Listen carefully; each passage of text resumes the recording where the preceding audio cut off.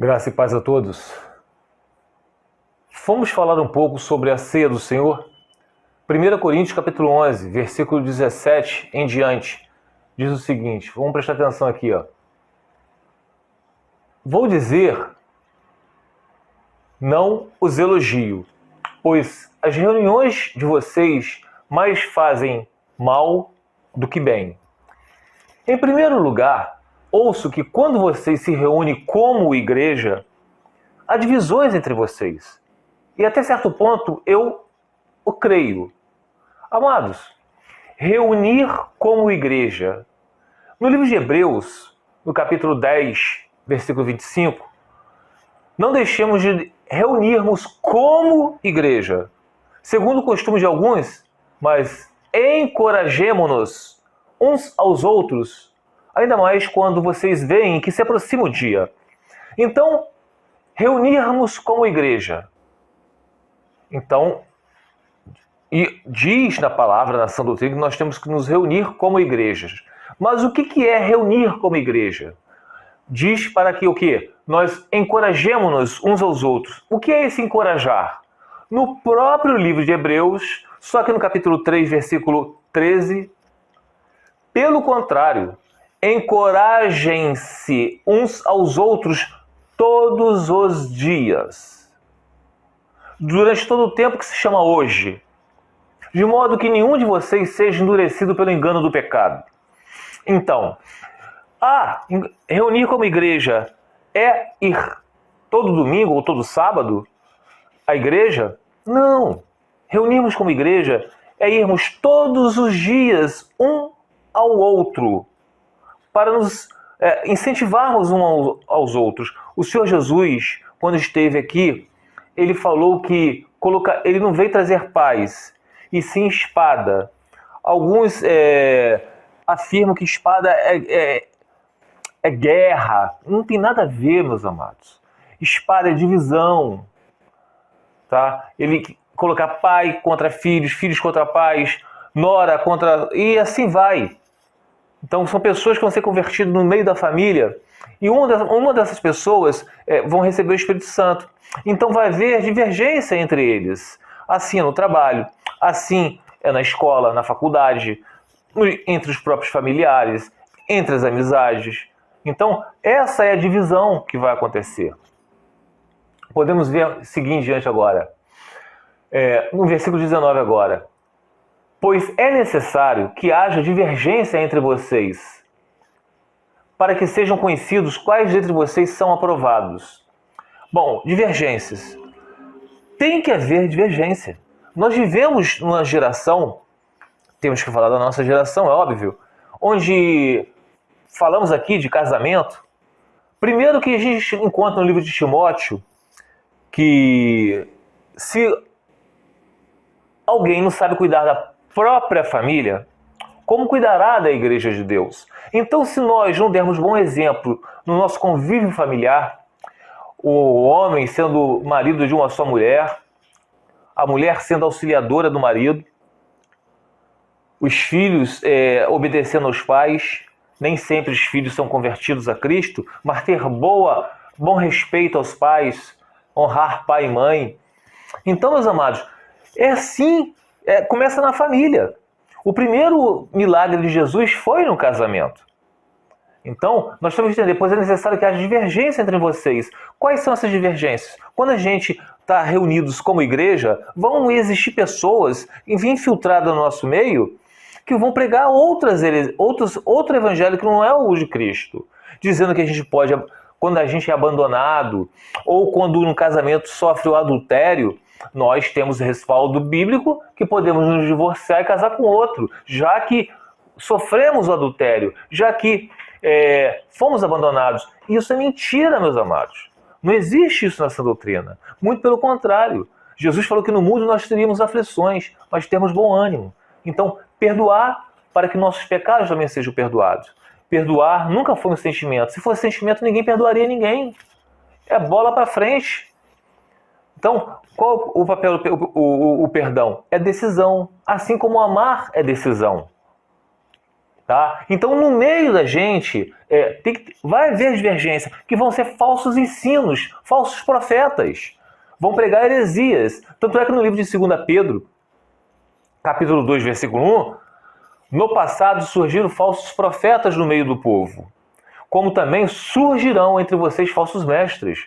Estes introduzirão secretamente heresias destruidoras, chegando a negar o soberano que os resgatou, trazendo sobre si mesmo repentina destruição. Heresias destruidoras. A família hoje em dia está destruidora. Nós estamos vivendo uma apostasia. É o abandono da fé. Muitas pessoas, não estão falando do mundo não, meus amados. Nós estamos falando da igreja. A igreja que eu digo não é templos físicos, mas sim, quando nós nos reunimos como igreja, pessoas do nosso meio estão pregando heresias, dizendo que temos que dizimar, quem não dizima é ladrão. Quer dizer, estão colocando a lei judaica no meio da graça. Estão dizendo que podemos, o abandonado ou o que ou sofreu adultério pode se casar com outro. Estamos vivendo a apostasia, o abandono da fé. Se vocês procurarem isso em diversas denominações religiosas, vocês vão encontrar esses líderes pregando essas mesmas heresias, que o abandonado, que o que sofreu adultério pode se casar com outro, porque ele foi abandonado, ela sofreu adultério. São heresias destruidoras. Então, continuando aqui, vamos lá, versículo 20.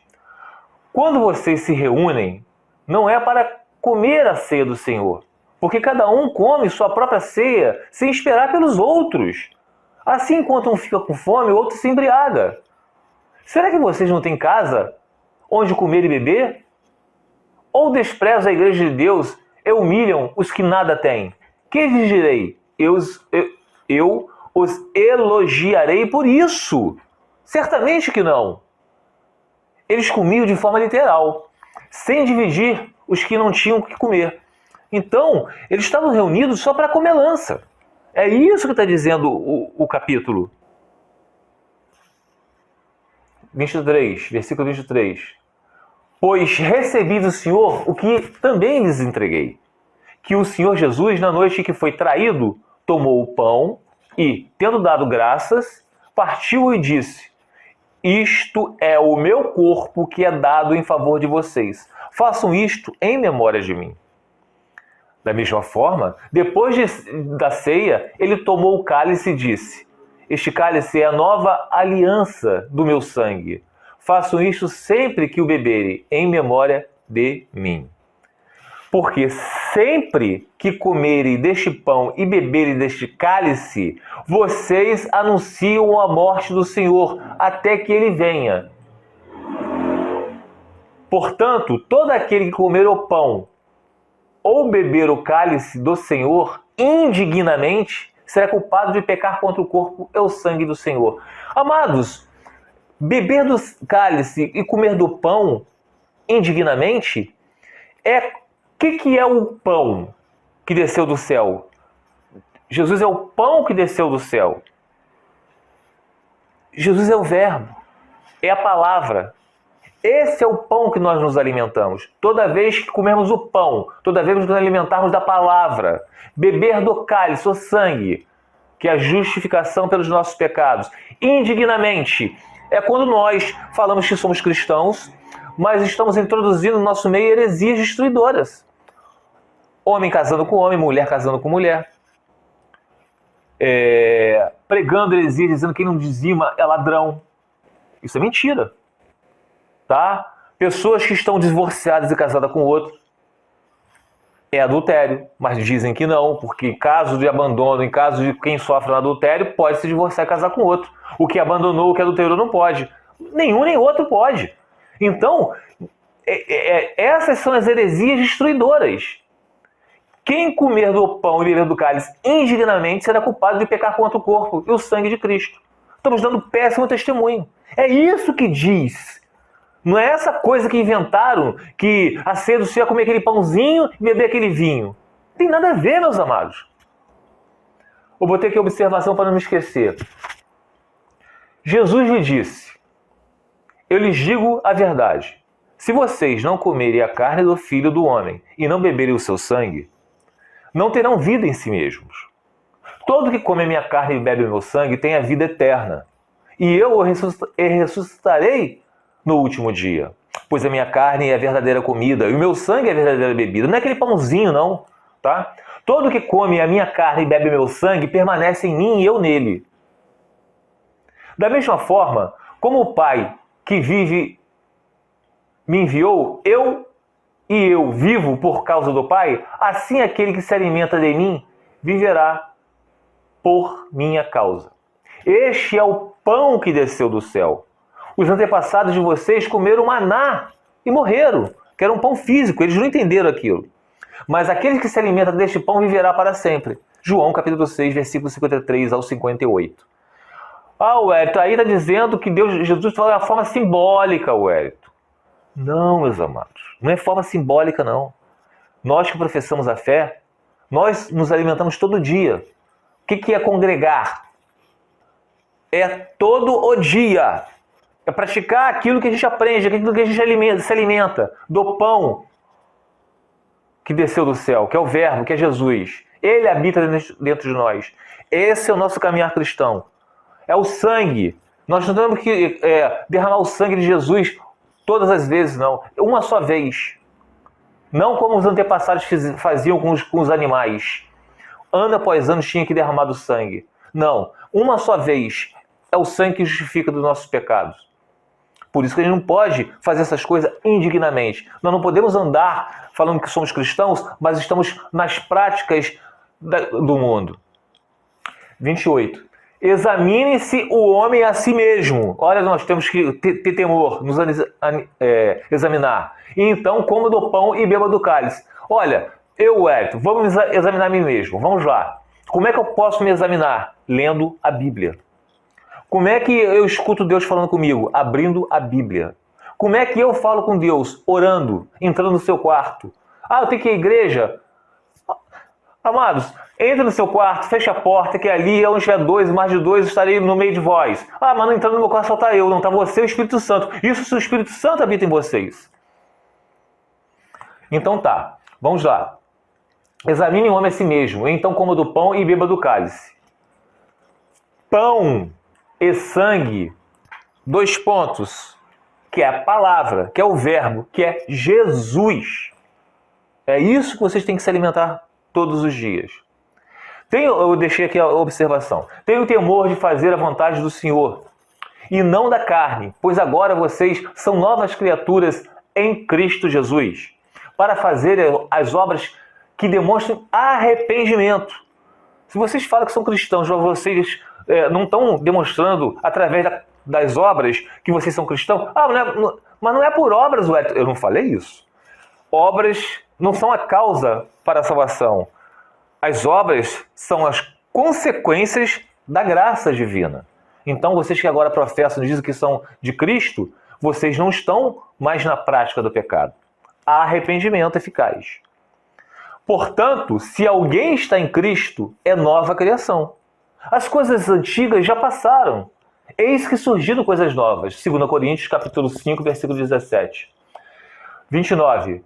Pois quem come e bebe sem discernir do corpo do Senhor, come e bebe para sua própria condenação. Come e bebe o quê? O sangue de Jesus nos justificou. E comer, tá? É o quê? Se alimentar da palavra de Jesus. Tá? Então, temos que discernir isso. Porque se nós falamos que somos de Cristo, mas estamos praticando pecado, nós estamos na nossa própria condenação. Por isso, há entre vocês muitos fracos e doentes, e vários já dormiram. Mas se nós nos examinássemos a nós mesmos, não receberíamos juízo. Quando, porém, somos julgados pelo Senhor, o Senhor nos julga, olha só. Estamos sendo disciplinados para que não sejamos condenados com o mundo. O mundo jaz no maligno. Somos nova criatura em Cristo Jesus. Isso se o Espírito Santo habita em vocês. Então, quando, porém, somos julgados pelo Senhor, o Senhor está nos analisando. Tá? Estamos sendo disciplinados. A disciplina vem como? Os entristecimentos. Tá? para nos forjar. O mundo jaz no maligno. O mundo é o deserto. E nós estamos no mundo para sermos santificados. 1 Coríntios capítulo 5, versículo 4 ao 5. Quando vocês estiverem reunidos em nome do nosso Senhor Jesus Cristo, estando eu com vocês em espírito, estando presente também o poder do nosso Senhor Jesus Cristo, isso se o poder do nosso Senhor Jesus Cristo habita em vocês, entrega esse homem a Satanás. Que homem? Aquele homem no livro de 1 Coríntios que estava dormindo com a mulher do pai dele. E ninguém estava fazendo nada. Entrega esse homem a Satanás, para que o corpo seja destruído e seu espírito seja salvo no dia do Senhor. Examinar. Então, se vocês dizem ser cristãos, tem pessoas no meio de vocês, se vocês estivessem se alimentando do corpo de Cristo, vocês estão se alimentando da palavra, que é Cristo, vocês vão discernir espiritualmente. Vocês vão ver quem é que está na prática do pecado. Quem é que está dizendo que é cristão, mas estão comendo e bebendo indignamente, como esse homem que estava dormindo com a mulher do pai dele.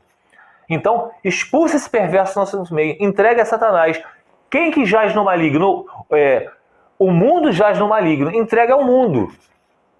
Para que ele seja disciplinado, caso haja arrependimento, ele volte nos caminhos do Senhor. 33. Portanto, meus irmãos, quando vocês se reunirem para comer, esperem uns pelos outros. Se alguém estiver com fome, coma em casa, para que, quando vocês se reunirem, isso não resulte em condenação.